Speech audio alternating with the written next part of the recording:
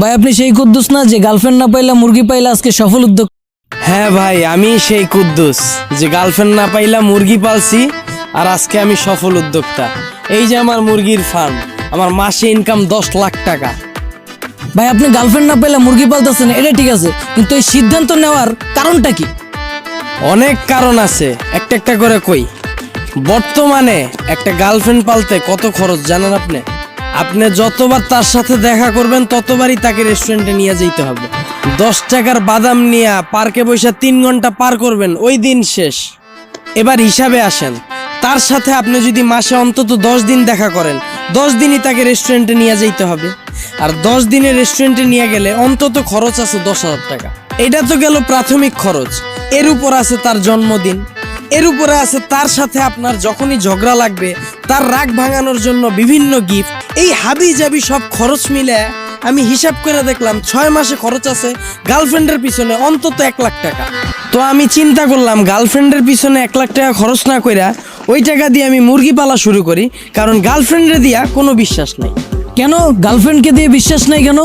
ভাই মাইয়া জাত ভাই, এগুলোকে আপনি সারা বছর করেন কিন্তু একদিন উল্টাপাল্টা হইব, পিছনে সব কিছু ভুলা যাবো ভাই। আর আমার এই যে ফার্মে দেখেন, সকালে যদি আমি মুরগিরে খাওয়ান না দিই, সন্ধ্যা এলে সবগুলো আমার কাছে দৌড়ে আয়া পড়ে। মায়া জাতের উপর ভাই কোনো বিশ্বাস নেই ভাই।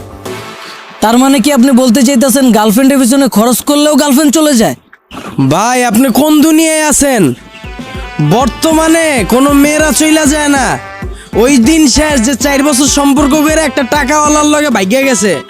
বর্তমানের মেয়েরা 2 মাস প্রেম কইরা পোলারে ফুসলায় ফুসলায় কয় জান আমারে বিয়া করো, আর বিয়ার সময় কাবিন করে 30 লাখ। আর 6 মাস পরেই মাইয়া তখন কয় আমি আর সংসার করুম না।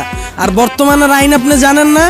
বাংলাদেশে তো নতুন আইন করছে, ছেলে ছাড়ুক আর মেয়ে ছাড়ুক, ছাড়াছাড়ি হইলেই কাবিনের টাকা মেয়েরা বুঝিয়ে দিতে হইব, নাইলে মামলা দিয়ে দিব। ভাই বর্তমানের মেয়ে গোয়াতে সময় কম ভাই, 4 বছর সম্পর্ক করার সময় নাই। 2 মাসের সম্পর্কে যে বিয়া কইরা 6 মাসের ভিতরে 30 লাখ টাকা ধান্দা করে। ভাই আপনি তো একটা ভয়ঙ্কর আইডিয়া দিলেন। এখন এই কথাটা শুনি না, যে মেয়েরা জানতো না তারা তো এই আইডিয়াটা অ্যাপ্লাই করা শুরু করে দেবে। আচ্ছা যাই হোক, ওই টপিকে আমরা না যাই। আপনার কথা ঠিক আছে, কিন্তু সব মেয়েরা যে ছাইরা চইলা যাবে বা কাবিনের টাকা আদায় করবে, বিষয়টা তো এমন নাও হইতে পারে। ভাই 2 ঘটনার 1 ঘটনাও যদি না ঘটে তাহলে তো আরো মহাবিপদ। কেন? যদি ওইটাই আপনার কপালে জুইটা যায় তাহলে তো আপনার সারা জীবনের প্যারা। বর্তমানে সম্পর্কে কোনো শান্তি আছে? দুইজন দুইজনের করে খালি সন্দেহ। ঘর থেকে পোলা বাড়িতে দেয় না মাইয়ারে, মাইয়া বাড়িতে দেয় না পোলারে। বর্তমানে সম্পর্কে তো ভাই পাওয়ার থেকে হারানোর ভয়টাই বেশি। তো আমি চিন্তা করলাম গার্লফ্রেন্ড পাইলা এত প্যারা না লয়া এর চেয়ে ভালো মুরগি পালি, তাও অন্তত আমি স্বাধীনতাটা পামো। এই যে সারাদিনে আমি 2 বার খালি খাওয়ান দেই, আর কোনো কাম নাই। আমি যে এনে মন চাই ওখানে যাইতে পারি, আমি স্বাধীন। আমার কাউরে কৈফিয়ত দিতে হয় না, কই যাও, কার লগে যাও, কিল্লিগা যাও, আমি তো ভাই পুরা স্বাধীন রে ভাই। তার মানে কি আপনি বলতে চাইতেছেন গার্লফ্রেন্ড পারলে লস আর মুরগি পারলেই লাভ? তো এটা আবার বলার কি আছে রে ভাই? আপনার চোখের সামনেই তো চাক্ষুষ প্রমাণ দাঁড়ায় আছে। আর আমি যখন হিসাব করে দেখছি 6 মাস আমার গার্লফ্রেন্ডের পিছনে খরচ আছে 1 লাখ টাকা, তা আমি চিন্তা করলাম ওর পিছনে যদি আমি 1 লাখ টাকা খরচ করি আমার তো কোনো লাভ নাই, উল্টা লস, আমার জীবনটা ধ্বংস।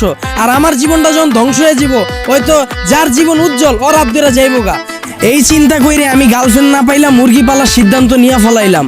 আর লগে লগে 50,000 টাকা দিয়ে একটা খামার লয়ে ফেলাইলাম, 20,000 টাকার মুরগি উঠাইলাম, আর 30,000 টাকার খাওয়ান আনলাম। আর এই যে আমার ব্যবসা শুরু হইলো, 3 বছরে আমি এখন কোটিপতি। আমার মাসের ইনকাম 10 লাখ টাকা।